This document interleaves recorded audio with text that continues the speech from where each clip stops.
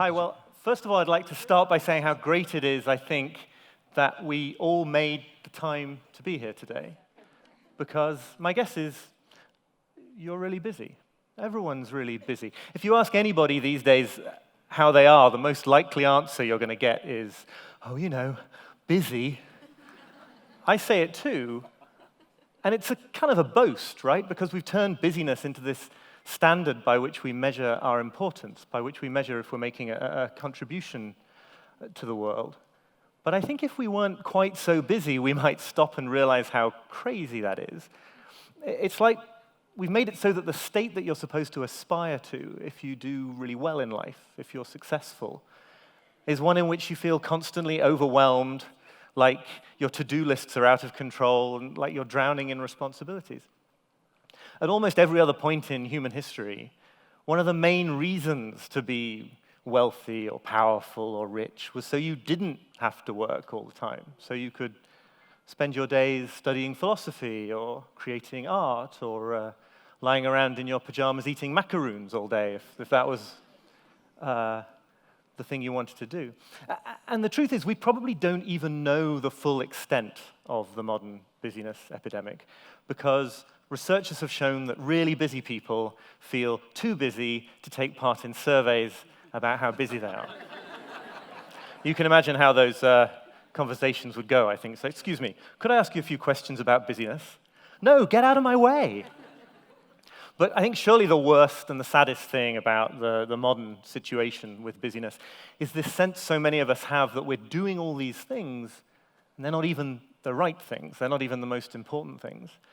It's like we spend our days trying to get through our to-do lists, trying to get our tasks out of the way, so that at some point in the future we can get around to the things that really matter, which for you might be writing your novel, nurturing a family, becoming a political activist, building a business or an organization. But we never get there because we're too busy. So there's a real risk that you end up on your deathbed wondering how it is that you spent your life doing so many things and never got around to doing the things that you knew were most important. Well, there's one easy way to avoid having this kind of situation on your deathbed, and that is don't buy a deathbed in the first place. They're very dangerous pieces of equipment. But putting that aside, I want to focus today on this sense that so many people have of being in a battle against time. And I want to suggest that if we turn to the history of philosophy, if we turn also to modern psychological research, we'll see that there is a way to end this struggle. There is a way not to feel overwhelmed all the time. There is a way to feel like you're doing the most important things in your life now, rather than at some point in the future that never arrives. But it's a way of thinking that's going to require a very radical shift in perspective, a way of approaching time and time management and busyness that's very different from what's become mainstream. Because usually, when you feel overwhelmed, what do you do? If you're anything like me, you try to fit more into the available time. You try to become more productive and efficient. You try to stop yourself checking Twitter and Facebook all day long on your phone. You try to hustle harder and harder and harder to get on top of everything at last. And that's why there's this whole industry of books and seminars and apps and everything, all designed to help us become more productive and efficient. This is a way of thinking about time that we've borrowed from the Industrial Revolution. And back then, it was a pretty good way to get machines in factories to operate more efficiently. It's even a pretty good way to get the workers with those machines in factories to operate more efficiently, so long as you don't actually care about their well-being. But what's happened is that we've internalized this ethos of discipline and efficiency and productivity, and now we try to drive ourselves like machines, even though we're not machines. And the idea is that if we do it really, really well and drive ourselves really hard, we will eventually reach some situation where we're sort of effortlessly handling everything that's coming in and dealing with it all and feeling calm and serene and reaching that mythical state known as work-life balance. How's that going for everyone? I'll let you into a secret. Nobody in the history of humanity has ever achieved work-life balance. It's like the Yeti. If someone tells you they saw it, they're lying. But it isn't just that these ways of trying to deal with our busyness and get on top of things, it isn't just that they don't work. The thing I want to try to convince you of today is that they actually make things much worse. They make us feel busier. They make us feel like the things that really matter in life are slipping even more across over the horizon and out of reach. I'll tell you a quick little personal story about this. A few years ago, I was in a terrible situation with email, just completely drowning in email. And I realized, to do something very radically different and get on top of this and get much more efficient. So, to cut a long story short, I did. I bought a couple of books, I read some things online, I really buckled down, and I became much, much, much better at dealing with email. I achieved inbox zero. I hope you realize you have the honor today to look upon somebody who achieved inbox zero. But, here's the problem. It turns out that when you get really, really good at dealing with email, what happens is you get loads more email. Because, well, firstly, you reply to a lot more people, and then they reply to your replies quite often. And then often you have to reply to their replies to your replies, and it goes on and on and on. And you get a reputation for being really responsive on email, so people have more of an incentive to email you. Whereas, if you're kind of terrible at email, people learn to leave you alone. I don't know if anybody here has discovered this. They sort of think to themselves, Oliver's awful, he never gets back to me, so I'll just answer that question myself, it's all right. It doesn't matter. This strange phenomenon is known in economics as the Jevons paradox. And it helps explain, for example, when they widen the roads to try to ease traffic congestion, quite often all that happens is that more cars start using the wider roads and the congestion stays the same or it gets worse. The gains from making the system more efficient are offset or even outweighed by all the new demand on the newly efficient system. That's what was happening with my email. If you know the phrase, if you need something doing, ask a busy person, that's the same idea. If you get a reputation in the office for being really, really fast and efficient at dealing with your work, you're going to get more work. And you can see exactly the same pattern with all the technologies that we've developed supposedly to save ourselves time. Think about it, things like email, dishwashers, microwaves, jumbo jets. They're all invented to try to make tasks that took a long time take much less time and save us time. So by any sane logic, in a world with all this technology, life ought to feel much more relaxed because of all the hours that have been made available. So, if you go and live in a little stone cottage on a mountainside in Nepal with no email or internet or dishwasher, life ought to feel really stressful. And if you go and stand on the corner of Times Square in New York, surrounded by all this time-saving technology, everything ought to feel really relaxed. But that's exactly the opposite, as you know, of what happens. All these things we've invented to try to save ourselves time make time feel like more of a problem. They also make us feel more impatient. I don't know if you've noticed this. It's much more frustrating to wait 2 minutes for the microwave than 2 hours for something that's cooking in the oven. Or, people who send away for information by snail mail, they don't mind waiting 2, 3, 4 days. But it's been shown that if a website loads more than 250 milliseconds more slowly than a rival website, people will desert it and start using the other one. So clearly something's very, very wrong here. All the different ways in which we try to win the battle with time make that situation feel even worse than before. I think we need to think in a very different way about time. And to get towards an answer, I think it's really helpful if we turn to an idea that has a very long history in philosophy. It's there in Seneca and the Stoics, it's there in the Buddhists, and later on in Nietzsche and in Heidegger.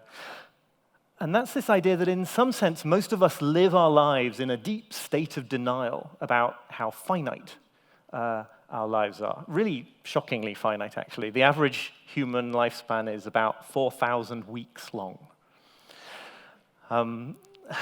It's not that we don't know we're going to die. I mean, we know we're going to die. If anybody here didn't realize that, I'm sorry to be the one to break it to you.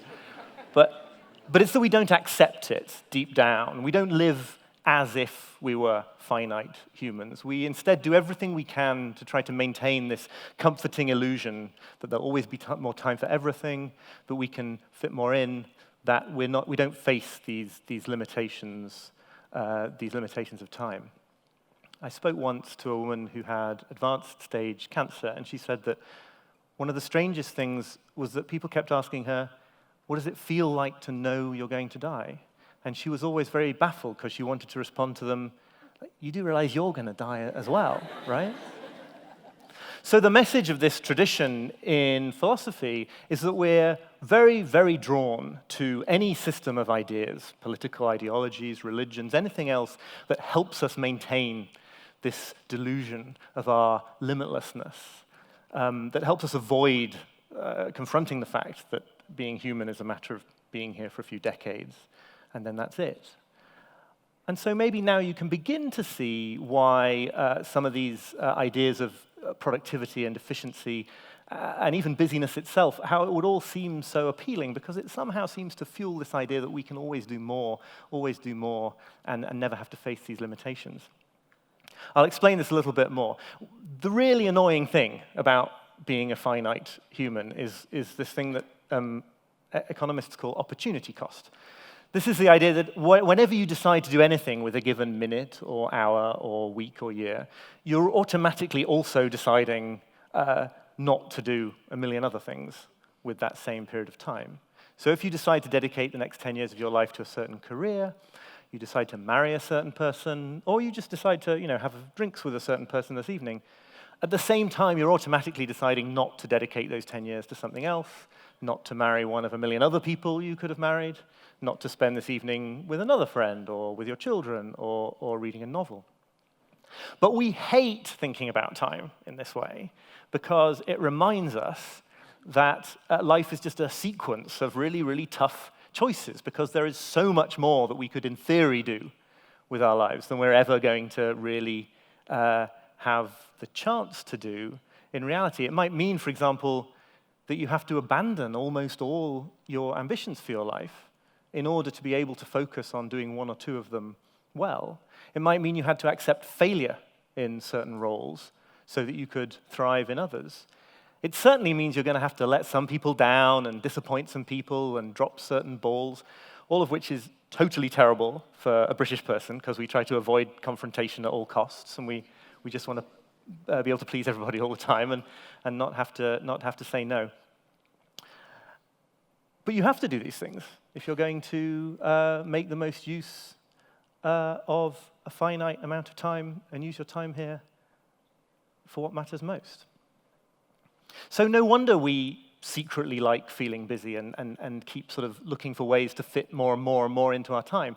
It doesn't work in the sense that it makes us feel busier, but it helps us maintain this illusion that we could avoid these tough choices. We could instead just keep cramming more and more and more in and never having to face the fact of our finitude. And of course, that was all that was happening with my email stuff, right? I was getting better and better at it. I was getting faster and faster. But since the supply of email is basically infinite, I was just getting faster and faster at climbing up an infinitely long ladder. So you'll go faster and you'll feel busier, but the problem with infinitely long ladders is that you never get to the top. So I want to make the case here for something that I don't think gets said enough at events like this, where kind of smart and ambitious people are gathered with ideas about changing the world and making a difference. And that's that if we really want to live meaningful lives, if we really do want to make a difference, we ought to try to live wholeheartedly and unashamedly limited lives. We ought to face the fact that we have just a little bit of time here and then focus on doing one or two really important and meaningful things with that time. Self-help gurus love to talk about how there are no limits. If you really believe in anything, you can do anything. There's no reason why you should be held back. But this is ridiculous. Of course there are limits. I'm never going to be a professional footballer. I'm never going to win the Nobel Prize in chemistry. I'm never going to be president of the United States. Although, to be fair, I would have said the same thing about some other people a few years ago also. But the point is, These limitations are just fundamental limitations of being human, and the scariest of them all, I think, is the one of time. But then it's up to us to stop trying to find all these ways, these superficial ways of making ourselves feel like we don't have to face this, that just make us busier, that just distract us from using our time in a meaningful way, and instead learn to thrive inside those limits. Sometimes when I talk in this way, people think I'm saying something incredibly depressing. Like, frankly, I'd rather just go through my life deluded than face such a miserable truth. Or that it's really stressful, like that I'm suggesting we should go through our lives like freaking out all the time about the fact that we're going to die. But I think that the lesson from philosophers since Seneca onwards is that this way of thinking, it's not depressing or stressful at all. It's actually really, really liberating and relaxing. It's a huge weight off your shoulders. You could think about it this way. On some level, you probably beat yourself up for having too much to do and not keeping up with it, for having thousands of messages in your inbox, or maybe you feel like you haven't done as many things at this point in your life as you'd hoped to have done by now. But when you see that you're finite and that the number of things you could have done is infinite, it becomes obvious why you failed to do that. You failed because everybody fails, because you're guaranteed to fail. It wasn't a lack of self-discipline. It was that the goal was an impossible one. So then it becomes possible to see that all you're doing is you're beating yourself up for kind of taking 2 + 2 and failing to make them add up to 9. You failed, but everybody fails. And what that means is you can just forget all about that. You can accept that you're going to disappoint certain people, that you're not going to achieve all the things you aimed for, and you can just relax and spend your time focusing instead on doing a few things that really matter. In fact, if I was going to leave you with a single piece of time management advice, it would probably go like this. Step 1, choose a few things that matter most. Step 2, make some time for those things. Step 3, there isn't any other step 3. You know, whatever else happens, whoever else gets angry, however messy your house remains, that's just the way it's got to be. I'm not suggesting that when we learn to love our limits, we will suddenly be able to do anything. We certainly won't be able to do everything. But when we stop fighting this futile battle against time, stop climbing up infinitely long ladders, and just drop back into the reality of life, we might finally be able to focus on doing something that really counts. Thank you very much indeed. Thank you.